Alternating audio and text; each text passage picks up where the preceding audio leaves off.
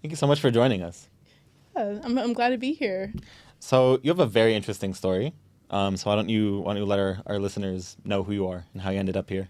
Yeah, like a quick background is that I used to be pro-Palestine activist at Stanford University, and as I had some questions and that weren't getting answered, I realized I didn't know as much as I wish I did, and I started exploring the other side, and I was welcomed with open arms, and been educated more about the pro-Israel cause, and I became very deeply passionate about combating anti-Semitism and extremism. So hopefully there will be more people like me that change their minds or Hmm. at least open up their hearts. Yeah. So a lot to unpack there. So let's get into it. First of all, you have a interesting perspective because a lot of people when they think about pro-Palestine activists on campuses, there's an association with a bunch of like malicious bad actors, because again, like, it's seen that there is heavy contact, and there are people pushing the agendas, and so on and so forth. Like, it's not as much of a ground up movement as people like to paint it, but there are people who join these movements, not just informed, but like under the pretense of like good intentions. Right. And so you said, you joined first and then you found out more afterwards. Yes. Do you think that people tend to kind of join these kind of movements missing a lot of information? Absolutely. Especially that's anything that's international and you're, coming from a Western background, you're not going to know because our education about international politics is so Yeah, not. terrible. Yeah, it's non existent. And so, obviously, as Americans, we want to act like we know more than and are morally superior. And so, when I went into this movement, I think a lot of others did as well. We've seen people that have our same values advocating for this that seem very intelligent because I come from Stanford University. I'm seeing my peers, I'm seeing professors I look up to already having opinions on October 7th in Israel. So Yeah. it's you kind of get swept up. And this, like, people dying is an easy, it feels like an easy position to just, yeah. Right. You see the graphic images and you're like, okay, babies are dying. Yeah. Okay, yeah. Yeah, so that's very understandable. When did this start for you? Was this before October 7th or was this after October 7th? Just to kind of give a little bit of background on me, I grew up in one of the few red or conservative towns in California of all Okay. places. So I kind of had a unique background, and I was the first Black valedictorian for my high school, but it brought in a lot of unwanted negative attention from Trump supporters in my town. And so I thought the solution was going as far left politically Okay. to kind of get away from that, but I obviously went too far left. But One might even say there's a horseshoe. But yeah, and I think that's very real. And so I think my first initial start in activism was during Black Lives Matter movement. Okay. And I remember when I was going to these protests, I would see pro-Palestine flags, or Palestinian flags at these protests, and I never really put two and two together. I seen other minorities speaking out in support. I would see Mexican flags or whatever, but I would see a lot of Palestinian flags. Yeah. And I didn't realize until later on that this was for the photo ops, right? This was to pull out later for this exact moment. Hey, Black people, we were there for you during the Black Lives Matter movement. So now you have to. You have to support us. And that's kind of why we're seeing a lot of the Palestinian cause being grafted onto Black issues, calling Israel an apartheid state, I've heard they likened Hamas to the Black Panther Party in terms of resistance groups.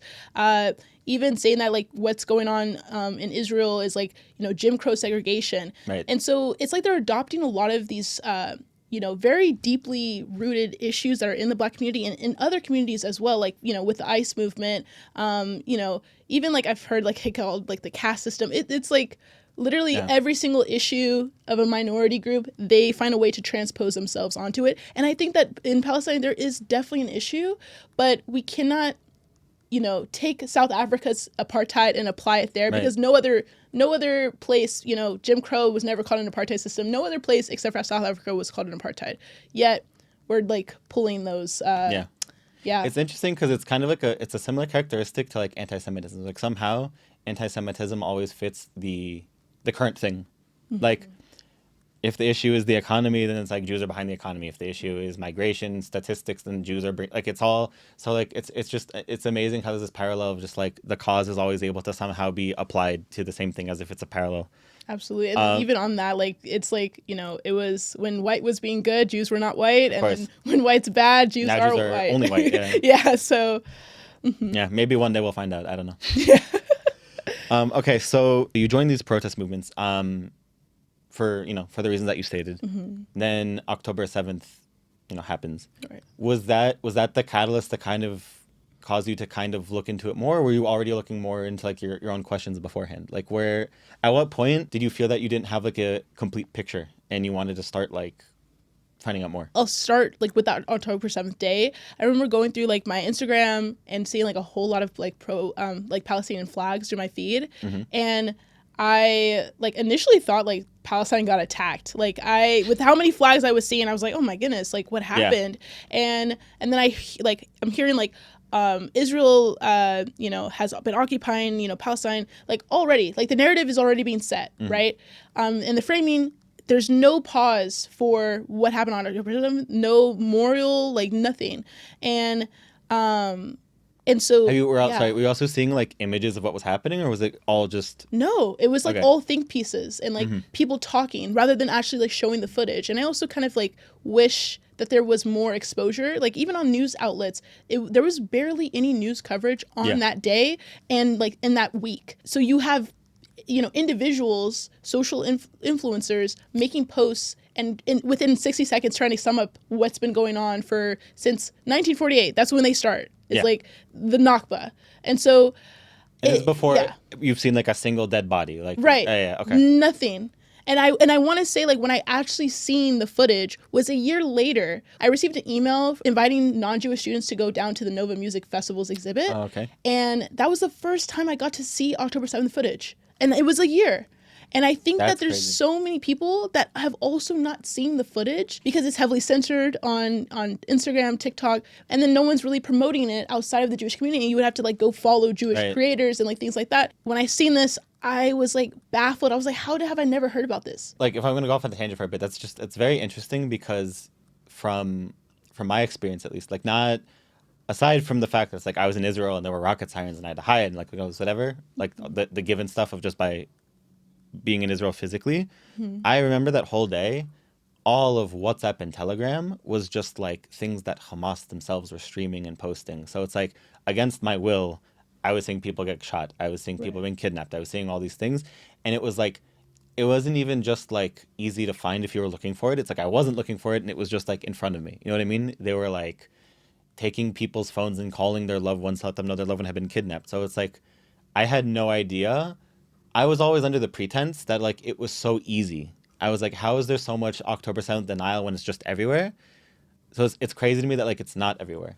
Like I really thought up until now that like, oh, it was just like people just aren't looking because it's just there. Right. So Yeah, no, I feel like if you don't know anyone that's Jewish, you probably were not seeing anything about October 7th, like the actual footage. And I think Israel had like delayed some of the October footage videos to come out because of like families. And it was like internal debate for a while because like I want to respect the victims and this and that and right. No, but that unfortunately hindered people from seeing what actually had happened. Like the way that it was framed, like when I read justifications, that it was like a battle, that Hamas died martyrs, and that since like they had justified it was like, oh well, Israel, since there's mandatory service to the to be enlisted, well they're all technically IDF soldiers. They all had served, so really Hamas only killed soldiers, and so like. But they wouldn't like frame it that way. They would just say Hamas like primarily killed soldiers and that's it, right? And so, but it was a very distorted way of like talking about October 7th. And so it's like I had to go seek out those answers and physically go to like an exhibit, which most people wouldn't, right? And so, yeah. That's crazy. So talk to me more about like the actual campus experience, right? Of like being in these kinds of groups and like the misinformation that is like pushed and like the kind of events and like obviously like on our end we hear on the news all the time, a lot of times either these groups or like people who are part of them who are like protesting, there's a lot of like anti-Semitism and harassment. Like is there anything that like you've witnessed personally? Oh, absolutely. So I would want to say, like, in that week of October 7th, the campus, like SJP, like Students for Justice for Palestine, mobilized so quick. And like they already had flyers within that week, flyers all over campus to join in a Palestinian protest. There wasn't even a memorial. Like from what I remember, like there was no memorial for the October 7th victims, except for the one that was probably held by our Hillel. So within these encampments, there was so much paranoia about like who could be like a secret Zionist that's infiltrated our camp, and like, you know, if you have any questions, like they're like, oh, are you a Zionist? And you're like, no, I'm not, no. And so then you just like they shut you up, right? Because like that was like the worst thing to be, and again, like with the paranoia, they would like switch group chats, and they would go like from Signal to Telegram to like another group chat. And so it's like if you miss a certain, like if you miss too many meetings, and they're like they kick you out. And so it's like it's almost like in a way I describe it as a cult, right? That, you know, you for sure didn't want to be on the other side because you know how they were getting treated. You know that like being a Zionist coming up to our camp to come talk to us, that it was like pretty verbally abusive most of the time. But in our camp, we also had made it a rule where it was like people that were participants of the camp could not interact with those that are like coming up to our camp. It was only designated like to like, you know, 3 or 4 people that are at the front like tabling, because their explanation was that, oh, well, we don't want someone to take a video of you and you look bad and you make our camp look bad, right?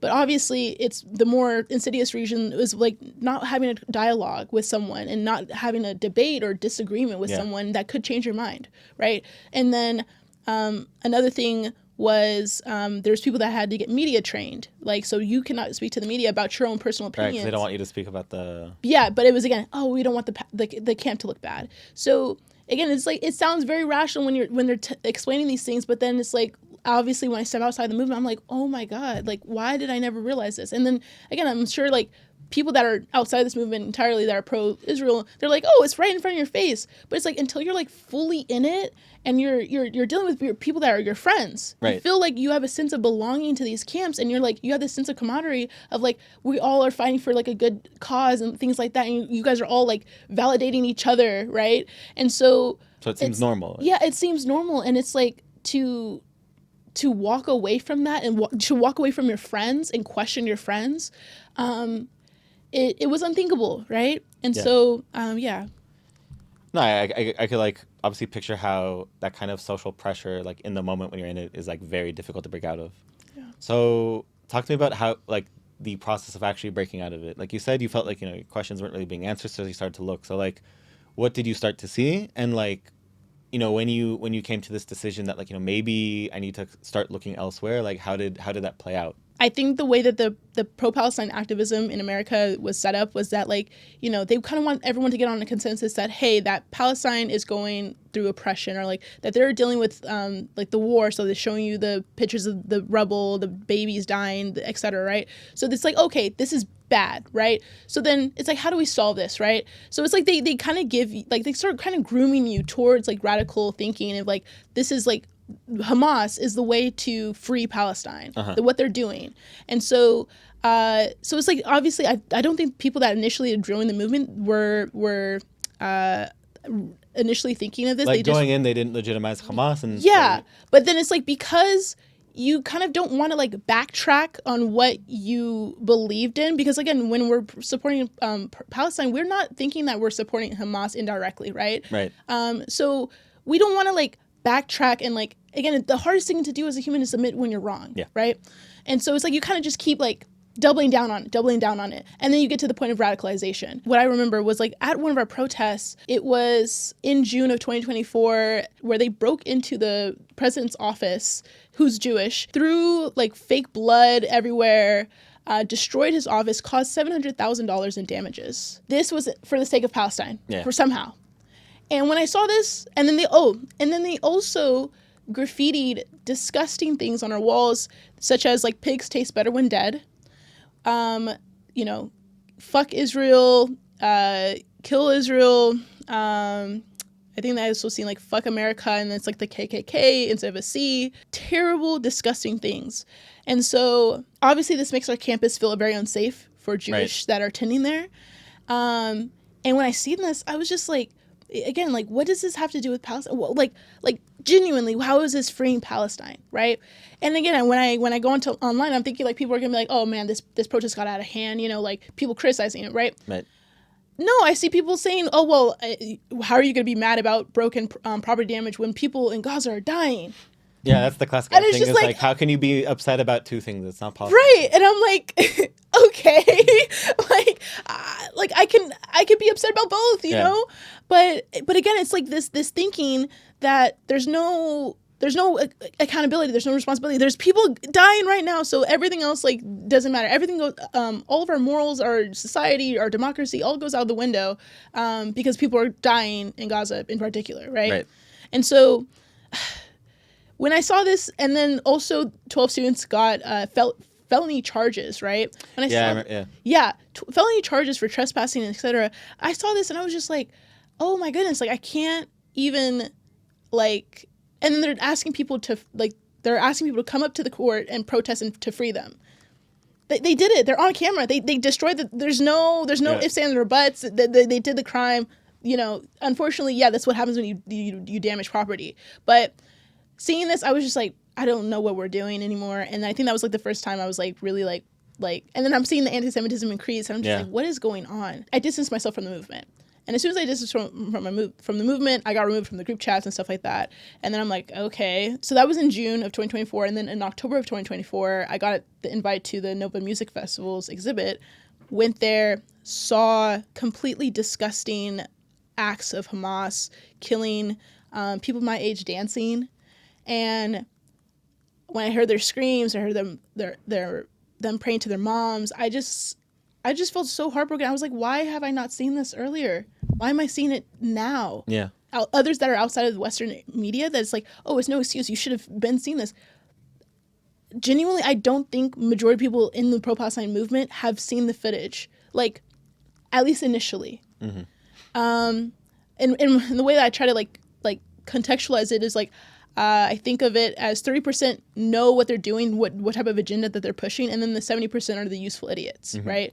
And that don't know the grand scheme of things of what this movement truly is about, right? So going to the Nova Music Festival exhibit like truly opened my eyes, and I was just like, why haven't we talked about this? Why have we avoided October 7th so explicitly? And then especially hearing the reasons of why, like the justification for the Nova Music Festival. The way that they said it was like they had shared that, well, why are you guys partying next to a contested border?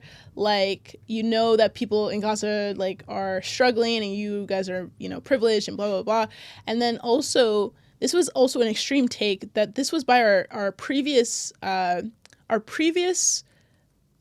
president of the SJP.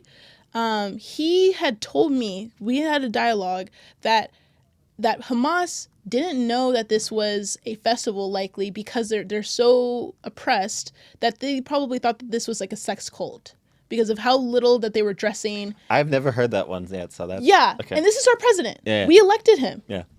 President of our SJP. Most people are not attached to this movement in general, and I'm just like, and. Right. And even if it was a sex cult, how does that even justify, right? But it's like this infantilization of Hamas and this like extreme justifications and the extreme lengths to continuously justify the horrific things that we have seen. And again, like they don't believe the women that got raped on that day. It's like, and then again, they blame it and they're like, oh, well, actually Israel probably attacked itself. And now they're blaming it. So all of the conspiracy theories, it's hard to know what is true versus what is false and what's the lies that are being spread, especially since there's nothing that we could even verify and fact check ourselves, because when I try to look it up for myself, I look up at the UN, I look at the International Court of Justice, and they're telling me that Israel's committing a genocide. And so it's like, who am I to be like, to go against the UN and the International Court of Justice? And that's a way of a lot of people on the pro-Palestine are thinking, right? Right. So it's like you hear it and you're like, okay, well, everyone everyone in the world seems like they're against Israel, so like I should be too. It's so interesting because it's like you said, from from the outside, if you're in Israel or if you're like part of the Jewish community, it's very easy to assume that it's really easy to access information. They're just like choosing not to. But if it's really as blocked off as you say it is, do you think that like Israel and just like Jews in general, like should we be making a greater effort to expose this kind of information? Because what we've been told and what we've assumed is like people are choosing to ignore it. It's just there. It's not hard to find. It's like willful ignorance. Right. But it sounds like there's this really big suppression effort to like make sure that it like never sees the light of day in like any context other than in what they find. So like, yeah, I guess like a fair question is like, do you think Israel should be doing more to like really actually make sure that like everybody knows the truth? At the end of the day, facts and truth does not matter.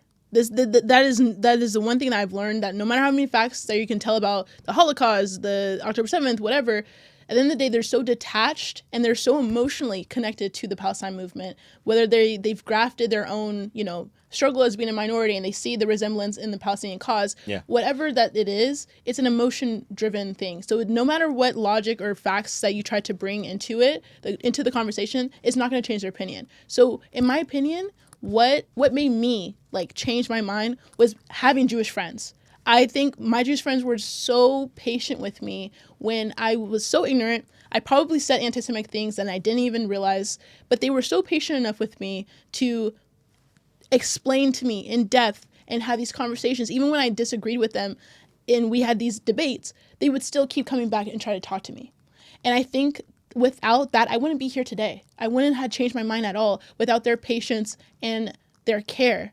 And so what do people who don't have that kind of like network do? Right. Like, what's the solution? Is there a solution? Like, you don't even have to have an answer. I'm just curious because like we've been scratching our heads with this for a very long time. It's just like, it's mainly like stories that I feel like changed people's minds. When I heard, and like I said, when I went to the exhibit, like hearing those screams, hearing their seeing their faces, knowing their names, I think like that touched me the most. And then again, hearing my Jewish friends telling me about their experience on our college campus that I contributed, like the atmosphere I set, I felt so bad. And I was like, I didn't know that the protests that like we were doing for Palestine was affecting the Jewish people on our campus right now. I thought this was helping, and especially, it doesn't help that we have like JVP that's on campus that like, there's like, oh yeah, no, that's fine. And Jewish students do feel safe here, but talking to Jewish students that are really Jewish, they're unsafe, right? Sharing their stories touched me the most. And so if there is room for any ounce of empathy, I know, and it's so like, it's been 2 years since, right? And it's hard, like it's 2 years and you're seeing the anti-Semitism increasing, you're seeing the hate, you're seeing very little empathy for Israel in general. I know it's like hard, and darkness cannot be dark. It has to be light. And that's what the Jewish community is like greatest at. It is like the greatest attribute of your guys' culture is like being positive and shining a light. And so it's just like to continue that. What kind of like, I know that you were just here at the anti-Semitism conference. Combating anti-Semitism. No. I don't know. That's next week. The Combating Anti-Semitism conference.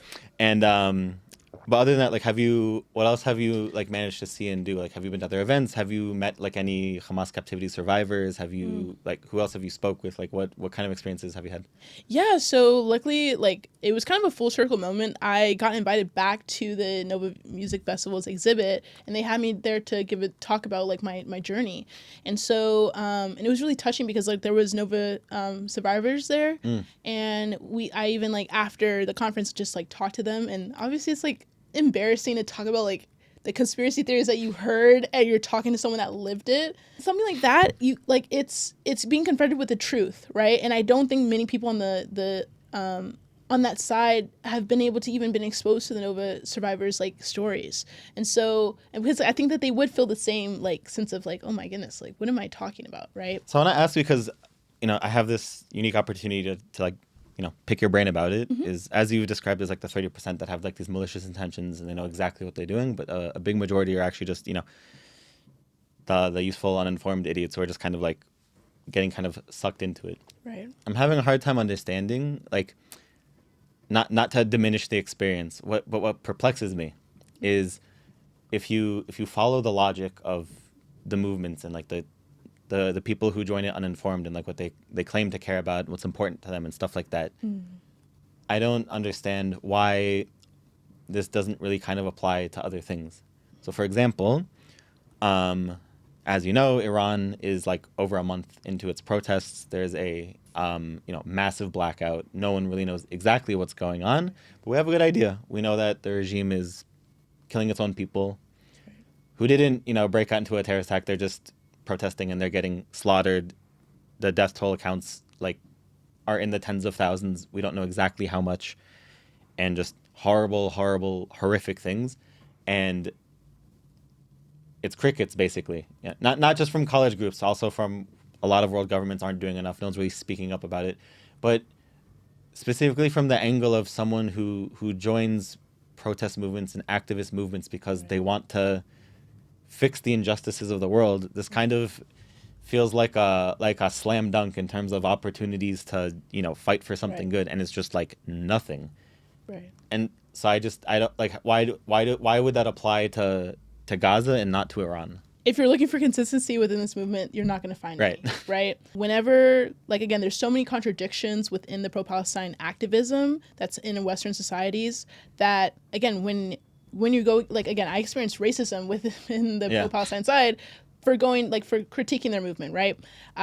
You have queers for Palestine, right? And they know that they're going to be thrown off the building if they're LGBTQ by Hamas, right? But again, all those things go out the window, right? It's when Palestine is liberated, we're all liberated. And so they, in some way, when they do probably hear about Iran, they're like, well, I mean, but Palestine is more they don't important. even have the capacity to free think about a separate conflict. Exactly, because it's distracting from Palestine. That's the way that they view it. And so, and it's sad. And then again, because we're seeing Israelis speak up for Iran. Iran. Then it's well, if Israelis are speaking up, then it must be bad. It must be bad, right? So then it's well, let's really figure out why they're support, right? So again, it's always a conspiracy theory. It's always if you're looking for something that makes logically sense, you're not gonna find logic. You're gonna find emotion, and and it's genuinely terrible that we don't have the capacity to support those that are in Iran. We don't have the capacity to support those in Nigeria, Sudan, Congo, etc. that are also going through terrorism.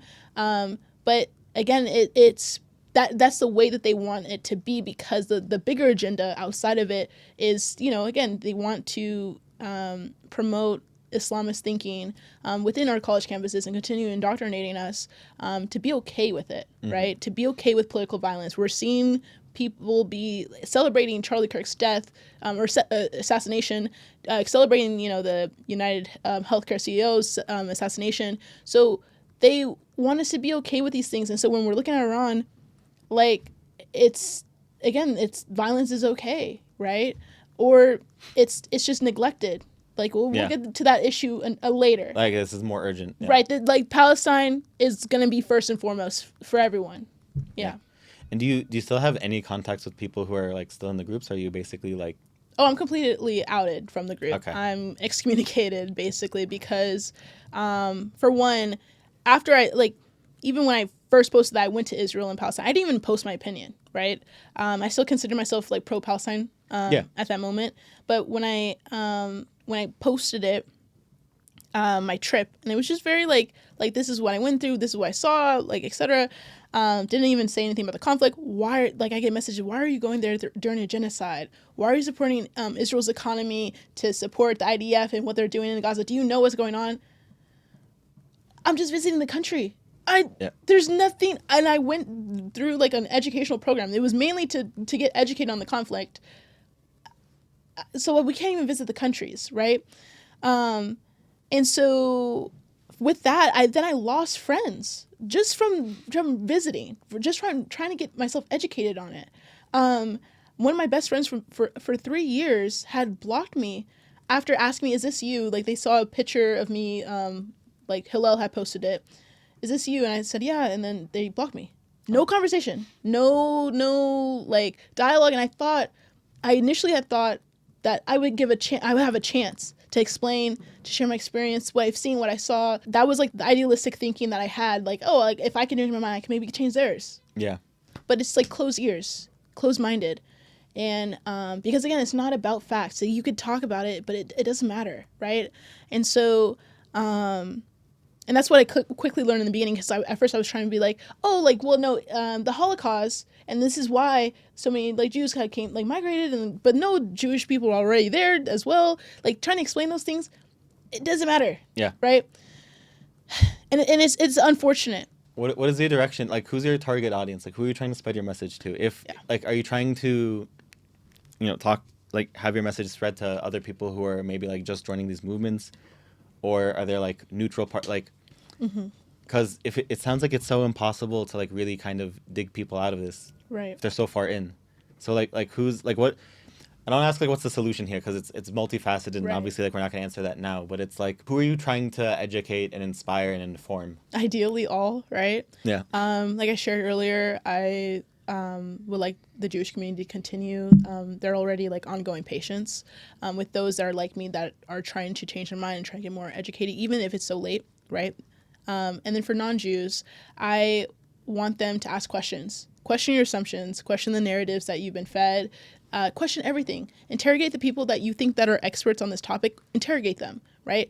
And be relentless, because like, the moral absolutism that's going on in our generation, that things are black and white, that there's good versus evil, and that's been, like, shoved down our throats, that there's only, like, two sides of the story. You have to realize that there is a gray area, that there is nuance, that two things can be true at once, that, again, Palestine and Israelis have competing histories. They have shared trauma, right? And so, like, you don't have to give up on one side to, like, join the other. I'm still in support of Palestinians' self-determination. I still want them to, like, prosper. I want them to be stable. I want them to have peace, be able to run their country free of Hamas, as well as Israel still existing, right? And so, but you can have both of those, and you don't have to lose the context and the narrative and say, like, to focus on Palestinians. You don't have to discard October 7th victims. You don't have to discard Holocaust Remembrance Day. You don't have to discard any of that, but you can still hold both. And so I think the main thing is, I want people, like, my main audience that I'm trying to focus on is, like, the people that are the silent majority. I think there's many people that have changed their minds, especially with how rabid the pro-Palestine movement has been with consuming itself. Consuming people that are in support of it, but because, like, they're not 100%, or, like, whatever, they have a critique, whatever, they consume themselves. And so I think there's a lot of people that agree, or they're starting to ask questions or whatever, or they're seeing the anti-Semitism and they're like, what the heck is going on? But they're so scared. They're so scared to speak up. And so my whole message and my whole reason of wanting to speak up first is, like, I'm hoping that people can realize that they have a voice and that's impactful. And so if I'm able to speak up first, hopefully that can allow others to be able to take my path as well, or take my footsteps. Yeah. Well, and I guess, like, I thought I have, like, a decent understanding of, like, the situation over there on campuses, but clearly I don't. So I'm just curious, like, we say in Israel a lot that, like, anytime there's an operation or there's a war or something, it happens and then it kind of blows over, and then all of a sudden, like, the world forgets about it. Right. As in, like, no one cares, and then there's a flare up, and then all of a sudden, like, all eyes are on this region, and then it just goes away. As of right now, the war is in, like, a very critical juncture, because, they announced that phase 2 is starting. There's obviously a bit, logistical things to figure out there, but that's the direction. Ran Gvili was returned to Israel this week, so there are no hostages left. So while this conflict hasn't very much concluded by any means, like, I'm not saying by any means that that's the case, it is in fact, like, physically not in the intensity as it was at, like, peaks of the war. So I'm curious if, like, are people starting to, like, care less in America about the conflict, or is this still very much, like, a front page issue that everybody's, like, eyes on all the time? And, like, their whole personality, or are some people, now that it's over, they've gone to do other things, and, like, I guess they'll come back, like, when if there's another flare up. Yes, the movement is for sure, like, waning out, but there is still a large portion, more than I had anticipated. Like, you know, with the Black Lives Matter movement, it seems like, you know, it was very strong, but it fizzled out pretty quickly, right? But the pro-Palestine movement has like so much stamina still, and however, I think at this point that more pro-Palestine people have been radicalized, right? And I think in the initial beginning, I think it was like a lot of like ignorance and things like that. But the more this time goes on, I think more people are aligning themselves with more radical ideas because of what's being fed. And it's like, oh, like, you know, you should support basically Hamas, right? Yeah. And the quiet part is being spoken out loud. So I think that the people that are currently still in the pro-Palestine movement are a lot more like radicalized. As for like the amount, I definitely think that it's still affecting us. Like it's affecting our elections. It's affecting political candidates being like dragged down because they're not pro-Palestine enough. Like it's at this point, I don't know which candidate is pro-Palestine enough. I think I've seen everybody go through the ringer. But, exactly. And that's the thing. You're never, like, unless you're literally saying, oh yeah, I support him, like that's the point that you have to be okay, now you're pro-Palestine. Yeah. Right. Insane. No, it's crazy to hear these things firsthand. For us, like it's so, like, we had the images of October 7th like against our will just everywhere, like so in front of your face. Right. So you couldn't even fathom like how does somebody not know? But it's really incredible like how much, you know, disinformation and stranglehold on information really, like how easy it is to be like swept up in these things. Like it's insane. Thank you for, you know, sharing your experience. Like it was very eye-opening. Like it's insane. No. Thank you so much for having me. I really appreciate it. Yeah, of course. And, you know, good luck with, you know, in the future with like, you know, spreading your message. Thank you.